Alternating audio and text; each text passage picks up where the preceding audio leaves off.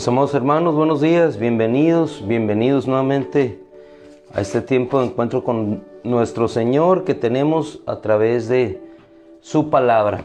Vamos a ir a una cita que se encuentra en la epístola a los Filipenses, capítulo 2, versículo 12.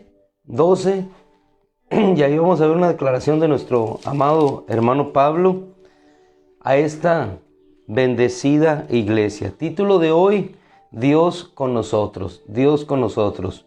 Lunes, iniciando esta semana, estando yo, decía Nehemías, estando yo en el palacio, vi la situación de mis hermanos. Bajo una promesa de Dios, Él caminó. ¿Y cómo caminamos en nuestra vida? Cuando iniciamos una obra que Dios ha puesto en nuestro corazón, no es una obra nuestra, es una obra que Dios pone, y tanto en el Antiguo Testamento como en el Nuevo Testamento, la obra de Dios en la vida de cada uno de aquellos que Él levanta, en el propósito que Él establece para cada uno de nosotros, para cada nación, para cada pueblo, para cada circunstancia, para cada hombre o mujer que se levanta confiando en Dios. Hay una verdad indubitable, hay una verdad que permanece, hay una verdad que es el constante o el común denominador en la vida de todos. Dios está con ellos. Y si Dios por nosotros, ¿quién en contra? La obra es de Él, cumpliendo nosotros el propósito de su trazo por la eternidad. Avanzamos. Versículo 12 de Filipenses capítulo 2. Título de hoy: Dios con nosotros en esa obra que no nosotros hemos iniciado, sino que Dios ha puesto ese sentir en nuestro corazón. Así que, amados míos, tal como siempre han obedecido, no solo en mi presencia, sino ahora mucho más en mi ausencia. Mucho más en mi ausencia. No dependemos de lo que vemos. No dependemos de lo que sentimos. No dependemos de lo que se está obrando. No dependemos de la presencia o de la ausencia. Dependemos sencillamente de que Dios está cumpliendo un propósito. Así lo expresa nuestro amado hermano Pablo a esta iglesia. Ocúpense de su salvación con temor y temblor. En este caso específico, ellos estaban ocupados de la salvación tan grande que les había sido dada a través del sacrificio del Señor. Pero hacía tiempo atrás, cuando la salvación no se manifestaba, ellos estaban todavía en el tiempo de Nehemías en una obra, en cumplimiento, en reconstrucción de lo que Dios estaba haciendo. Ellos habrían de ocuparse de otras tareas, ellos habrían de ocuparse de otras obras que Dios había determinado para cada uno en su tiempo. ¿Cuál es nuestra obra hoy? Hacemos un paralelismo. La obra de la iglesia en el principio era ocuparse de su salvación, igual que nosotros hoy, hasta que el Señor regrese. En el caso específico del pueblo de Israel, bajo la dirección de Nehemías, ellos estaban ocupándose de una obra en específico. Pero el versículo 13 dice lo siguiente: porque Dios es quien obra en nosotros. Dios es quien obra en nosotros, tanto el querer como el hacer para su beneplácito. Porque Dios es el que obra en ustedes, tanto el querer, es decir, el desear, como el hacer, es decir, el obrar para su beneplácito, es decir, para su gloria. Dicho esto, vamos por favor ahora a el libro de Nehemías capítulo 2, versículo 8. Dice Nehemías, expresando lo que nosotros podemos expresar hoy también. Versículo 8. En el final dice: el rey me lo concedió, porque la mano bondadosa de mi Dios estaba sobre mí. La mano bondadosa de mi Dios estaba sobre mí. Hay algo que nunca debemos de perder de vista, que en una obra de Dios siempre Dios está con nosotros. Cuando Dios envió a Josué, le dijo, todo lo que pise la planta de tu pie será tuyo. Así como estuve con Moisés, así también estaré contigo. Dios, aún en la desobediencia de la primera pareja, estuvo con ellos. Aún el apóstol Pablo, cuando en aquel naufragio por el mar Adriático, Dios estaba con él. Aún Jonás, cuando en su desvío del propósito de Dios quiso tomar hacia otro lugar, Dios estaba con él. Aún Job, en la prueba, en el sufrimiento que él estaba experimentando, Dios estaba con él. Un Moisés navegando en esa pequeña cestilla, llevado por las aguas, Dios estaba con él. Aún Gedeón, cuando él veía que los madianitas robaban, minaban lo que Dios les daba, Dios estaba con él. Dios está contigo, le dijo el ángel. Dios está contigo, varón esforzado y valiente. ¿Y por qué Dios está con nosotros? Aún independientemente que las circunstancias no sean adversas, porque Él está cumpliendo su propósito. Y eso es lo que pudo experimentar Nehemías, y eso es lo que podemos experimentar nosotros también en este día si confiamos que realmente la obra y el propósito de Dios están teniendo un cumplimiento en nuestra vida. Dijo él cuando expresó por medio de aquellas cartas, Nehemías, el rey me lo concedió, pero antes de que el rey le concediera el poder regresar a Jerusalén a realizar aquella obra de reconstrucción, es porque Dios se lo había concedido. Hermano, cuando nosotros vemos, hermana, cuando nosotros somos testigos de las realidades que Dios hace, es porque Dios lo ha concedido. No es el hombre el que lo concede. Anoche platicábamos con unas hermanas y ella daba gracias a Dios porque rogaba, clamaba al Señor por cierta circunstancia particular en su trabajo. 2 domingos antes en la congregación había sido enviada una palabra a su corazón y esa palabra vino a darle sentido, confianza y certeza. Pero más que la palabra era el hecho de que ella pudiera sentir que Dios estaba con ella. Y cuando nosotros podemos sentir que Dios está con nosotros, entonces podemos caminar en una confianza y podemos levantarnos y podemos esforzarnos por seguir haciendo aquella obra que no es nuestra, porque la obra de la reconstrucción de Jerusalén no era una obra que Nehemías había puesto y que era una obra que él quería hacer. Antes de que él lo quisiera hacer, Dios había dicho que ellos regresarían y este era el cumplimiento del tiempo. ¿A quién usó? A Nehemías en su tiempo, a Esdras en su tiempo. También utilizó a la reina Esther en su tiempo. Cada uno de nosotros cumplimos un propósito en cada tiempo específico de la historia en el cual Dios nos ha ubicado. Pero lo más importante, que así como ellos, Pablo, Pedro, Nehemías, Esdras, podamos tener nosotros la conciencia y el testimonio por lo que vemos de que Dios está con nosotros. Les decía que esta hermana, después de ver la manifestación de Dios, no tuvo más que agradecer. Fueron los hombres los que le concedieron, no abundo mucho en los detalles, el hecho de una petición hecha a Dios. No, fue Dios. Y Dios obró y canceló un proyecto, abrió otro, limitó uno para dar puerta a otro, de tal manera que ella pudiera quedar en un lugar específico de descanso bajo la petición que había hecho a su Señor. Lo mismo ocurrió con Nehemías, pero la confianza después de ver la respuesta de Dios, de esperar esa respuesta que puede durar 1, 2, 3 meses o lo que Dios determine, como en el caso de Daniel, que su oración había sido escuchada, pero fue respondida en el momento específico. Lo más importante es saber y entender que Dios está con nosotros y envía su respuesta. Fue lo que dice en Nehemías, el rey me lo concedió, pero ¿por qué lo concede? Y el causal está explícito aquí.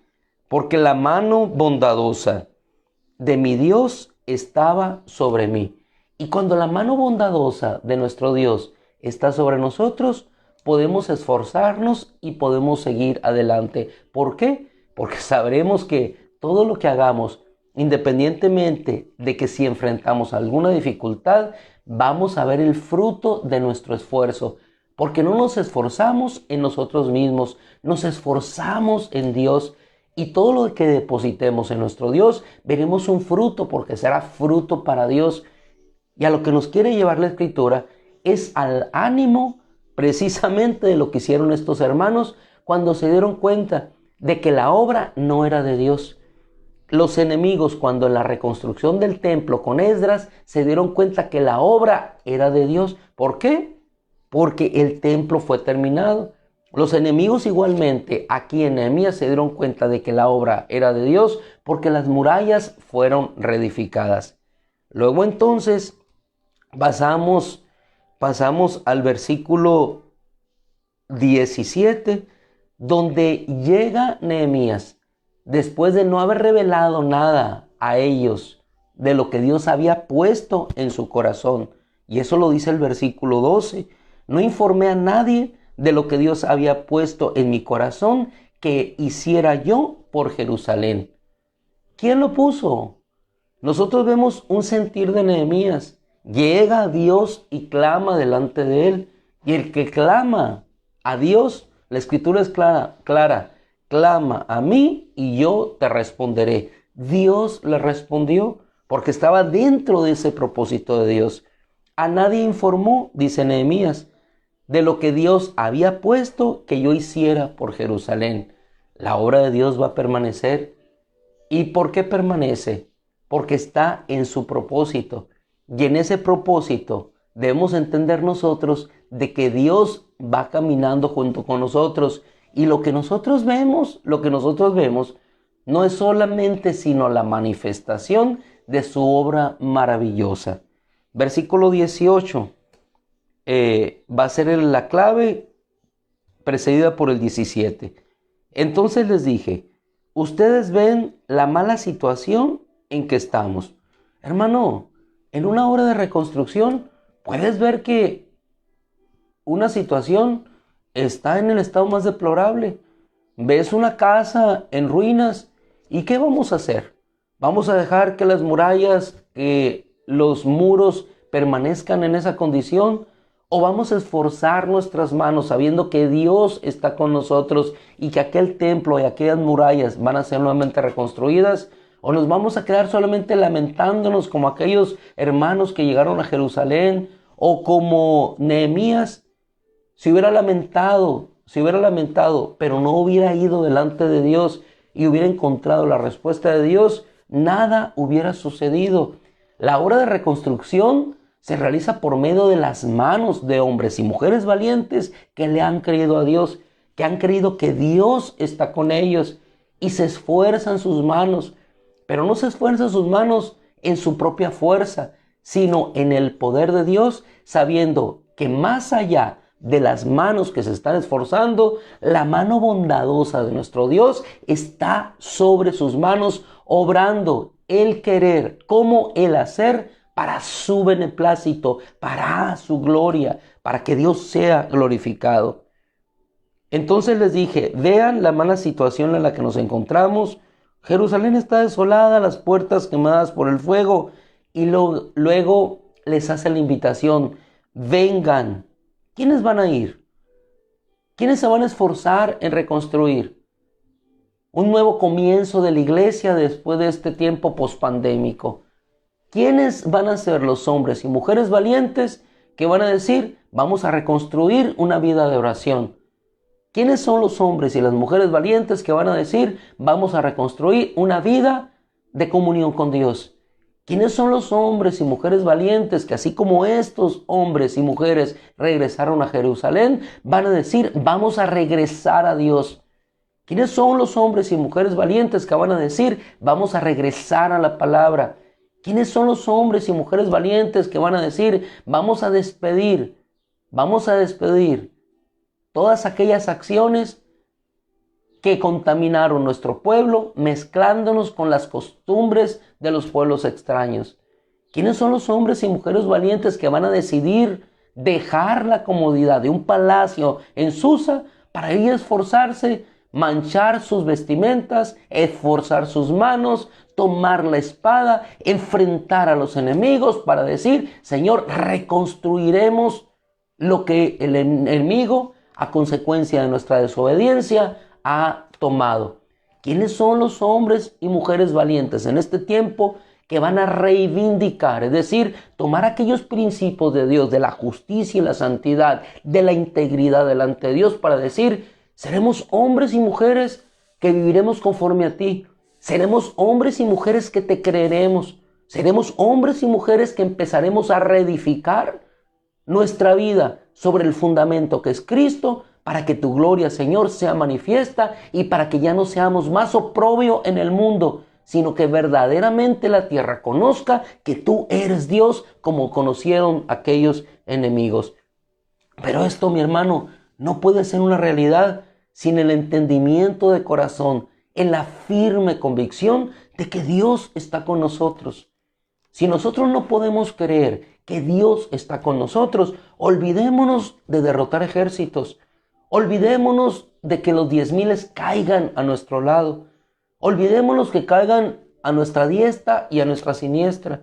Olvidémonos que los milagros van a suceder si no creemos que verdaderamente Dios está con nosotros y que la mano bondadosa de nuestro Dios es la que obra más allá de lo que tú quieres hacer, de lo que tú quieres obrar.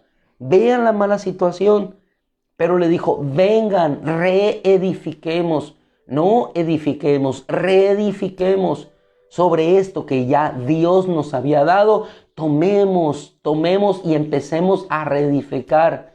Pero antes de tomar una piedra, otra piedra, empezaron a tomar sus corazones, después sus manos, y todos unidos en ese firme propósito, llegaron a reconstruir lo que Dios había puesto en el corazón de Nehemías realizar. Versículo 18. Y les conté cómo la mano de mi Dios había sido bondadosa conmigo y también las palabras del rey que me había dicho. Primero Dios y luego el hombre. Entonces dijeron ellos, levantémonos y edifiquémonos. Y esforzaron sus manos en aquella buena obra. Esforzaron sus manos en aquella buena obra. Yo quisiera finalizar con un discurso hermoso, una parte de ese discurso en el libro de los Hechos, capítulo 7, versículo 9, para que podamos ver cómo con todos aquellos que le han creído a Dios, la mano bondadosa está con ellos independientemente de las aflicciones. Libro de los Hechos, que acabamos de pasar en su lectura hace 2 días, dice de la siguiente manera, 7:9, y los patriarcas, Rubén, Leví, Simeón, todos los patriarcas, relata Esteban en el discurso ante los jerarcas de la iglesia en Jerusalén. Y los patriarcas tuvieron envidia de José y lo vendieron para Egipto. Y lo que a continuación expresa la Escritura en declaración debe animarte a ti y a mí en este firme propósito que Dios ha trazado para nuestro tiempo en esta época. Pero Dios, dice, estaba con él. Tuvieron envidia, lo vendieron, pero Dios estaba con él y lo rescató, versículo 10, de todas sus aflicciones a José, y le dio gracia y sabiduría delante de Faraón, rey de Egipto, y éste lo puso por gobernador sobre Egipto y sobre toda su casa. ¡Qué maravilloso! ¿Por qué? ¿Por las capacidades de José? No, sencillamente porque Dios estaba con él.